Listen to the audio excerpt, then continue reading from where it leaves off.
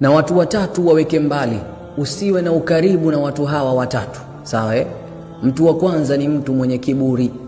Mtume sallallahu alayhi wa alihi wasallam anasema, la yadkhulul jannata man kana fi qalbihi mithqalu dharratin min kibri, haingii peponi yule mtu ambaye ana chembe ya kiburi katika moyo wake, ana majivuno. Mtu huyu sio mtu mzuri. Hadithi nyingine anasema Allah huwa anamteremsha, sawa, na kumwangusha yule ambaye anafanya kibri. Lakini mtu wa pili ni mtu muongo. Usipende kuwa karibu na watu waongo, sawa? Usiwe karibu nao. Mtume anasema najiepusheni na uongo, kwa sababu uongo unapelekea katika uovu. Wa innal fujura yahdi ila nari, na uovu unampeleka mtu motoni.